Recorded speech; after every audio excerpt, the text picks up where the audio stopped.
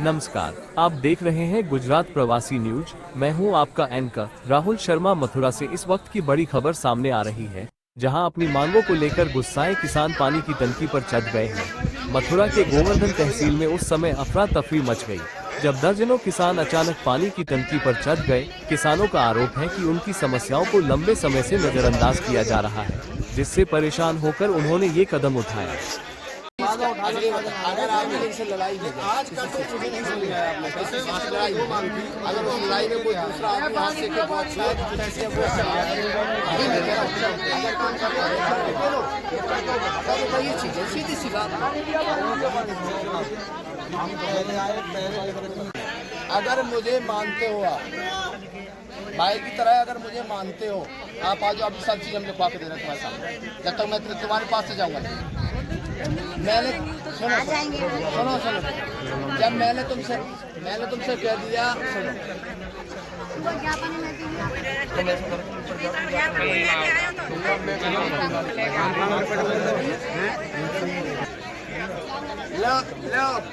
ले जोगिंदर बात कर नहीं मानो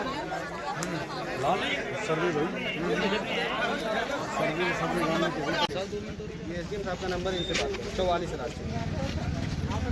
अरे यार 87 64 42 22 44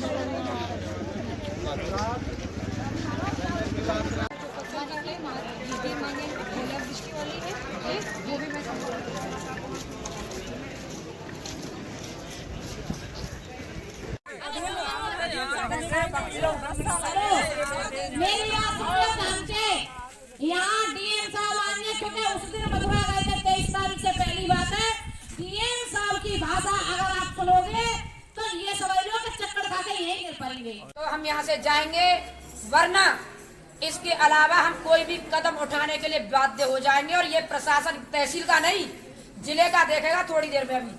अभी यहाँ आज बताया डीएम का है, तहसील ने बस पिछले को बताया एडीएम आ रहे हैं साहब। यहाँ कोई नहीं आ रहा है। यहाँ पर इस तहसील पर ताला डाल दीजिए जब यहाँ कार्यालय नहीं, सिर से पानी ऊपर चल। आई हुई तमाम महिलाओं के साथ क्या मांग है, क्या मामला है? मांग है हमारी, हम गोवर्धन तहसील में खड़े हैं और इस तहसील बने 10 साल है। हाँ। इसका मतलब ये भैया आप बोल सकते पैर की बोलो पेंट की जरूरत ना है। इस पर यहाँ हमारी ब्रज भाषा है ना। हाँ। तो जा का मतलब ये है कि आधी अधूरी आधी गोली आधी पूछ तहसील बना दें और एक कार्यालय मथुरा, यानी कि पहना मकान मथुरा। ठीक, हमारा गोवर्धन तहसील है जो तीर्थ स्थल घोषित कर दिया हुआ है। कहा तो वो महिमा मान्य कर रही है आधे सांसद का है और माँ विधानसभा में बोल रहे हैं यहाँ का जो विधायक का है, इनने इस गोवर्धन तहसील का जिक्र तक नहीं किया है कि गोवर्धन तहसील बननी चाहिए। सारे मतलब जितनी मांग है उनकी कर दी, लेकिन गोवर्धन तहसील की मांग नहीं करी है। आज दूध को दूध और पानी को पानी, मैडम अभी निकली ना बाहर। अचंभे की बात है, मुझे ताज्जुब है इस बात का। सुना जा रहा है कि वहाँ तहसील दिवस चल रहा है। तो तहसील दिवस चल रहा है, इतनी महिला आई है काम का टाइम है तो कम से कम एक बार बाहर निकलने तो आती सुन लो। देखो अभी यहाँ आवाज 1 घंटे में हुआ समाधान, 1 घंटे में होगा। किन मांगों को लेकर आज यहाँ मौजूद हुए हैं आप?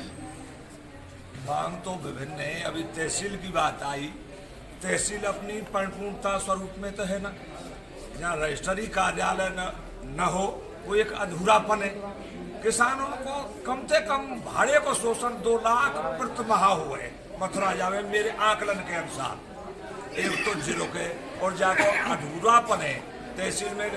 यहाँ वहाँ रजिस्ट्री, यहाँ कार्यालय, मुकदमा सुने जाए एसडीएम कोर्ट में, तहसीलदार कोर्ट में, कई कोर्टों में मुकदमा तो सुने जाते हैं पर रजिस्ट्री कार्यालय नहीं। किसानों के क्या हालात है क्षेत्र में?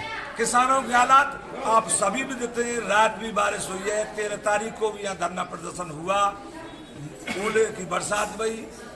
तो जो बीमा करा रखे हैं, जिनने नाव करा रखे, ऐसी स्थिति में जो क्षेत्र है कि यहाँ सभी को बीमा की एक महती आवश्यकता है। फसल बहुत ही बर्बाद, तकरीबन 80-85% फसल नुकसान में है। अधिकारियों क्या कहते हैं आपसे जवाब? अधिकारी आप मुझसे ज्यादा बेहतर समझते हैं, फिर भी मैं कहूँ अधिकारी को देश में क्या हाल है। एक चपरासी तो हमें ठीक ठीक बतरावे ना है, तहसीलदार और एसडीएम तो जो बड़ी बात रही, इनके तो ये तो दर्शन देवे दुर्लभ है दियो इनको तो। ये तो गिरिराज के ऊपर है रे, ये तो भगवान बन गए अपने आप में। एक किसान जो सेंट्रल गवर्नमेंट को देता है मात्र 27 रुपए, और इनकी आय देखी जाए तो ये गिदानी नहीं का किसान है। किसान को हमेशा ही शोषण भयो, और अब ये और ज्यादा करेंगे क्योंकि अपने आप में परिपूर्ण मोटे कार्यालय में बैठे, मोटी गाड़ी में जा रहे, एसी में जे रहे, ये धूप ताप है तो जाने ही ना है किसान में। और वो तो तुम जानेंगे सब, वो तो ज्यादा बेहतर जाने। ये एसडीएम साहब का नंबर इनसे बात करो, 44 अरे यार 87 64 42 22 44।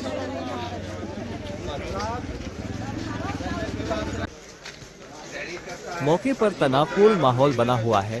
प्रशासन लगातार किसानों से बातचीत कर उन्हें सुरक्षित नीचे उतारने का प्रयास कर रहा है। फिलहाल सवाल यही है कि क्या किसानों की मांगों का समाधान जल्द होगा या आंदोलन और उग्र रूप लेगा।